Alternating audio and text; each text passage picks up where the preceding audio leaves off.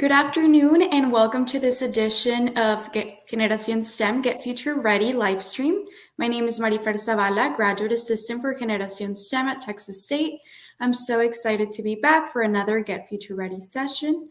This week I am joined by a very special guest, Dr. Tahir Ekin, Gregg endorsed Professor of Analytics in the McCoy College of Business and the 2021-2023 Presidential Fellow at Texas State. Thank you, Marifer. It's great to be here with you and all our viewers today. Definitely. And before we get into the more technical part of this conversation, will you please give us a bit of background about yourself? Sure. This is my year 11 at Texas State. But I guess before ending up in San Marcos and Austin area, I'm originally from Turkey. So I got my bachelor's degree in industrial engineering in Ankara from Bilkent University. Then I moved to US for my PhD, and I got a PhD in decision sciences from George Washington University. So after spending 5 years in Washington, D.C., I basically started as an assistant professor. And in the last 4 years, I've been serving as an associate professor of quantitative methods analytics at McCoy College of Business. And I also have been serving as the presidential fellow in the last 18 months, serving office of the president at Texas State. Right now, I'm living in South Austin with my wife, 2 kids, 2 sons who are 2.5-year-old and 6 months old, and 2 cats. So on the, I guess, social side, I try to run as much as I can. And I used to sail, but not as much anymore, especially after we have our second newborn. But overall, yeah, that's a brief overview of where I came from and I guess where we are today. Thank you so much for sharing. And we asked you to be here today because we want our students to learn more about what career opportunities are available for them to explore after they complete their STEM career at Texas State, particularly in data science. Can you share us a bit about your background in data science?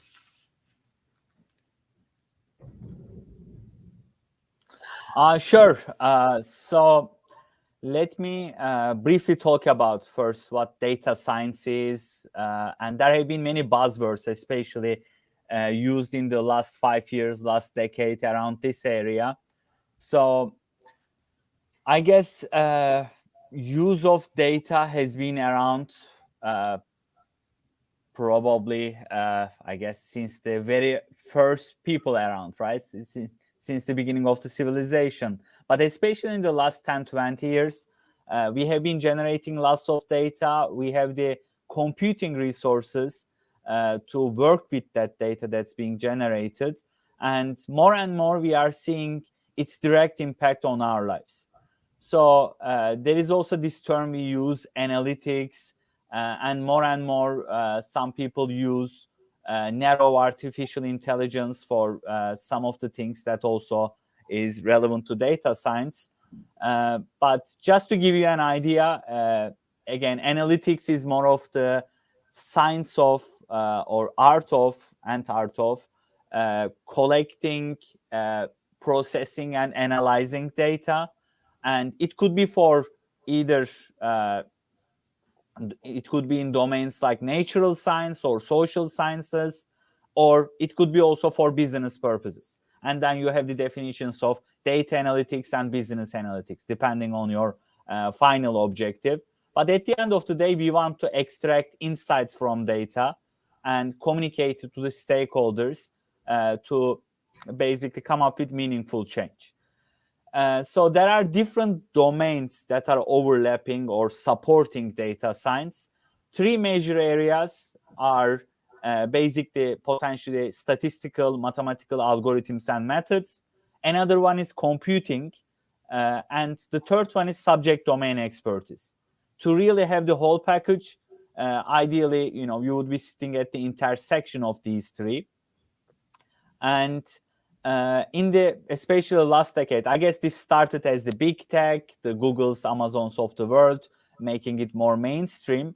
But in the last decade, we are also seeing more basically mainstream or Fortune 500 companies working on data, trying to use this as a competitive advantage.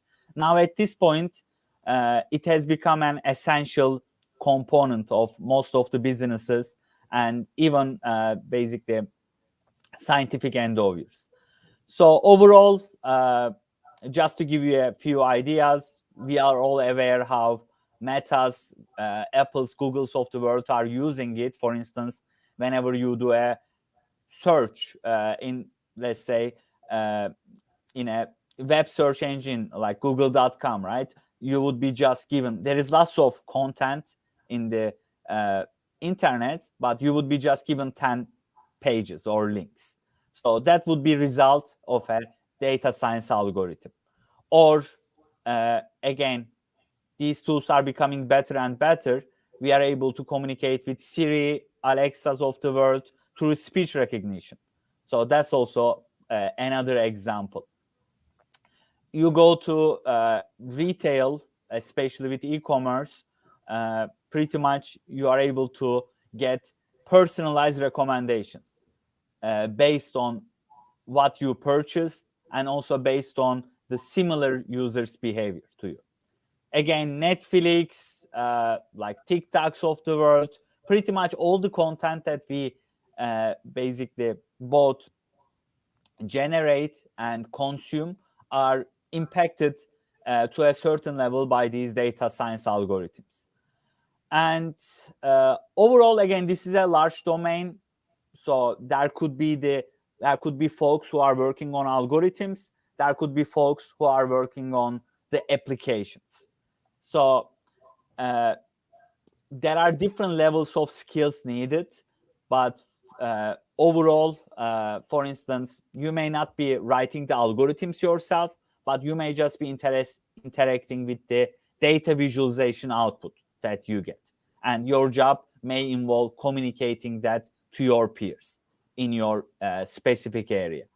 So, for instance, I guess marketing analytics or marketing data science is a good example on that. So simply, we have those algorithms to create buckets of customers through customer segmentation, and we may choose how we are going to target and interact those buckets of customers, or either existing or prospective customers. But at the end of the day, it's also important to communicate that through using visuals. So that's also one of the skills. And I guess that's one of the exciting, inspiring things about this domain. It has been transforming our lives as we speak, right? As well as the industries, the areas of science as we speak. And pretty much every day we are seeing a new development. We are talking about how it impacts our life. And for instance, recently we are talking more about generative data science, artificial intelligence type algorithms. So like ChatGPT-3, right?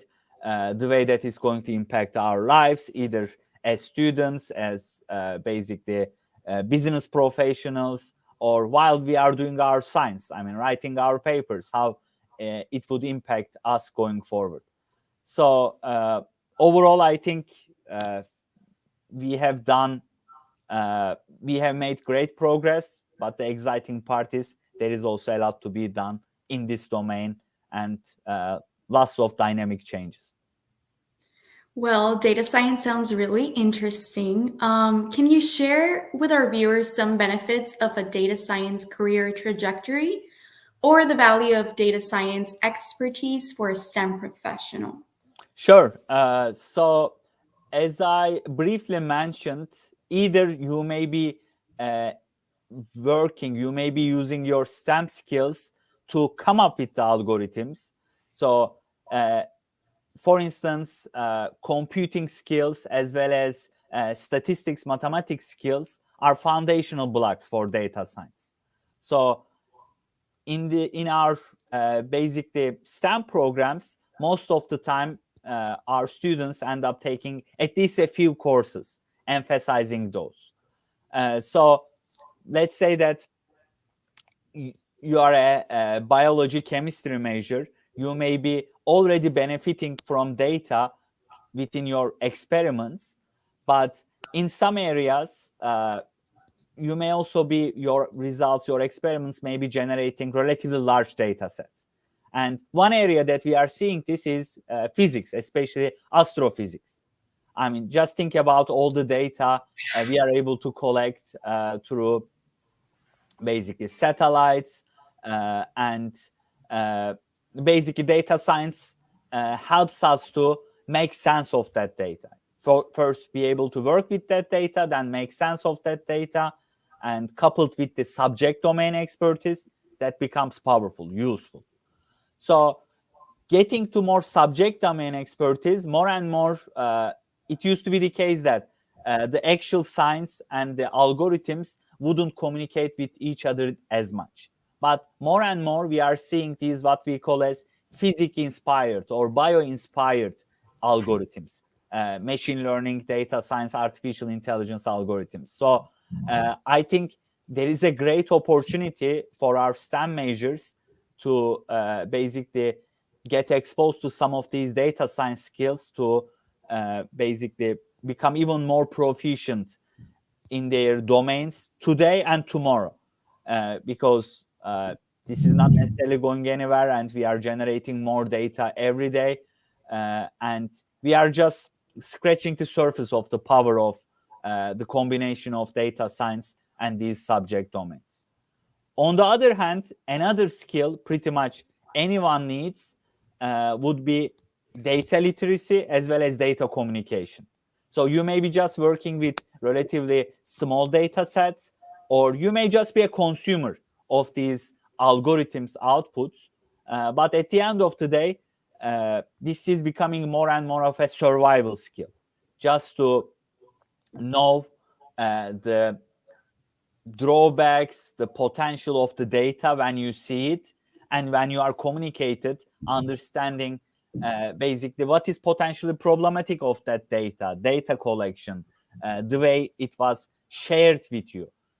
So as you may have heard, statistics, these data sciences are one of the ways of basically communicating misinformation, providing basically misleading people. So I think that's also an important skill, especially for our students with STEM skills. And the last thing is data communication. Again, that's also becoming a really important skill, even if you are not in the data science domain. Basically, just communicating your domain output to other people, rest of the society, potentially your manager, in an easily consumable, basically visualization tool. And that is becoming more and more an important tool as well. Thank you. And we already kind of touched base on this, but if a student was considering this career path, what things can they do in school to better prepare for this type of role? Sure. So overall, actually at Texas State, we are adding more curriculum and programs in this domain.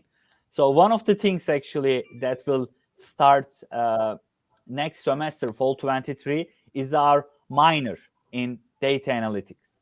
So this minor will be open to all our students. And as part of minor, we will be offering an introduction to analytics course that would not have any prerequisites, and the objective would be to ensure that all our students would have data literacy and data communication skills.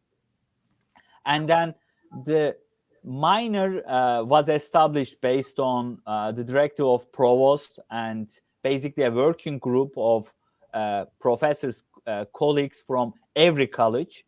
So we have different paths for different majors. For instance, our College of Science and Engineering students, let's say that they are in they are majoring in computer science, they can still use the courses that are offered in their own department towards the objectives of this minor.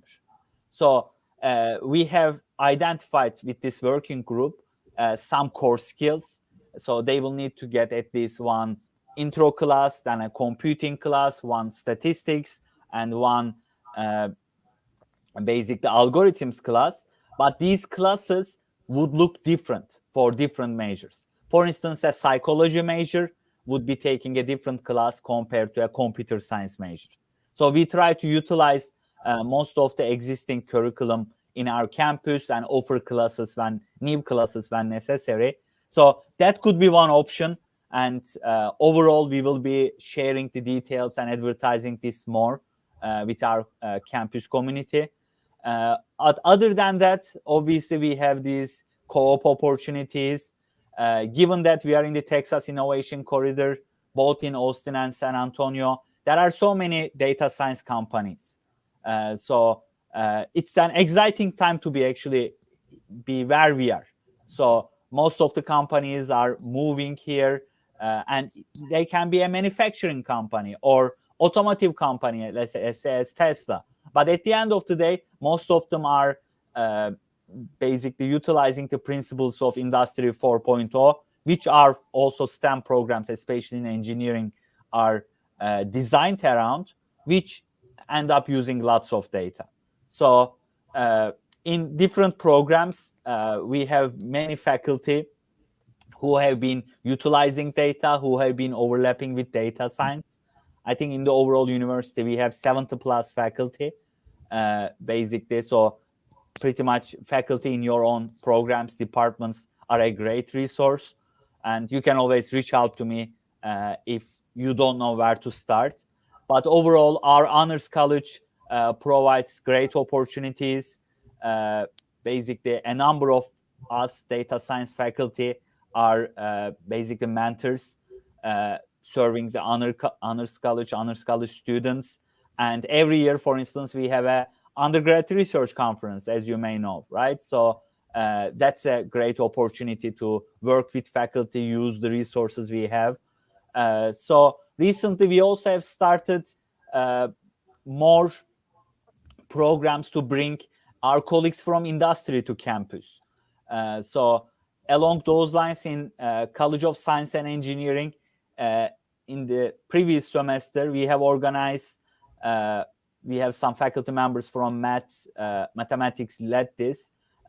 Basically, the first inaugural College of Science and Engineering Data Science Symposium.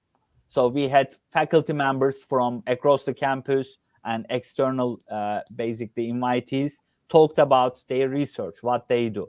We also had a student poster presentation as part of it. In spring, and we will be having one in April, we do organize the analytics showcase. Again, there is an opportunity for students to talk about their work through poster presentations. We also bring people from industry that in an industry panel, they would talk about their expertise, career opportunities. Obviously, we have the career fairs, which also has attendees related to data science. But what we hear pretty much, it doesn't matter what type of industry you will end up working, more and more data science skills are becoming paramount and essential in most of the industries, especially in our for our STEM related major students. So overall, there are many opportunities, and I guess our job is to let you know if you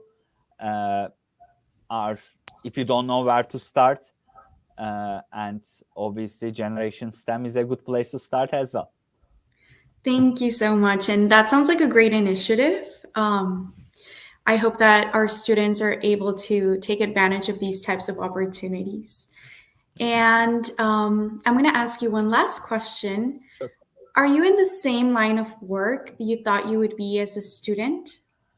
Actually, that's one of the interesting things about selecting your major, right? So I kind of knew I wanted to do something related to in general, analytical methods, quantitative methods, some data.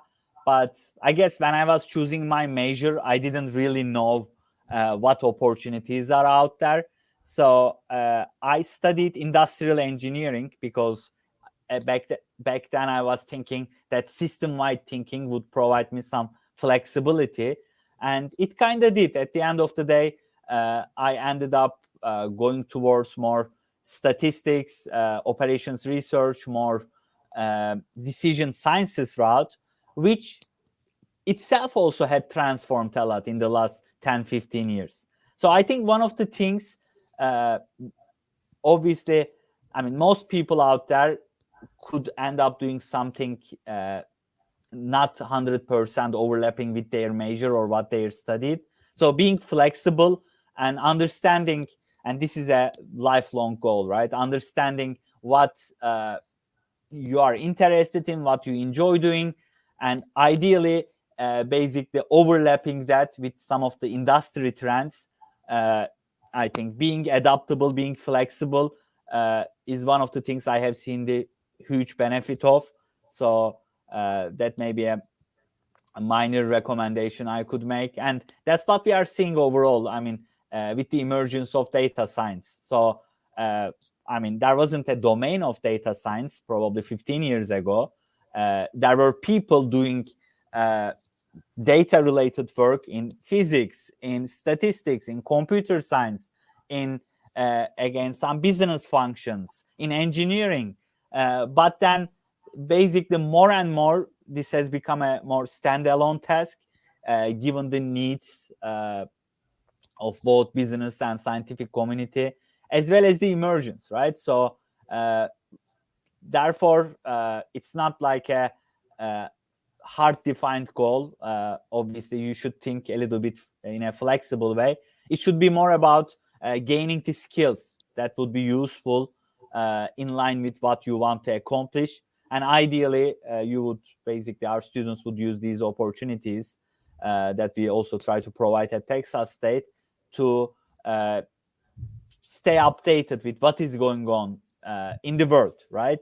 And I guess it was a luxury 50 years ago. You just choose a profession and retire from that.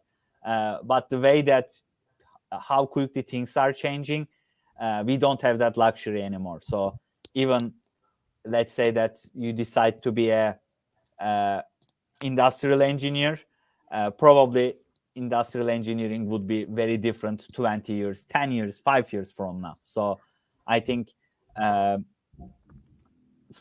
back to your question, for me, I'm still able to use some of those industrial engineering skills. But in the last 10, 15 years, obviously, I was able to make some pivots based on my interest as well as the emerging industry trends. And also, I think I forgot to mention that. So that could be also of interest to our students. So with faculty from 7 colleges, we are also in the process of putting together an interdisciplinary data science center. So I think we will also be providing some programming and experiential learning opportunities through that. Also, again, we will keep updated our campus community and get feedback. But overall, that's also something I wanted to mention. So if you are interested overall, if you have any potential questions or feedback, or if you don't know where to start, please reach out to me. Even if I don't have the answer, I may be able to basically connect you to relevant faculty or some other people in our Texas State team. Thank you. Thank you so much for sharing your interest, and thank you so much for being here today and helping our students learn more about your career and possible ways to prepare for entering the STEM workforce. Thank you, Marifer.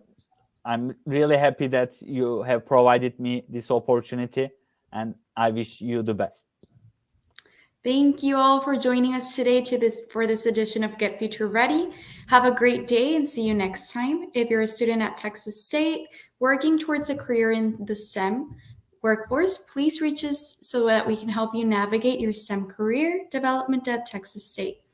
And you can find us on social at Texas State Gen STEM. Thank you. Thank you, everyone.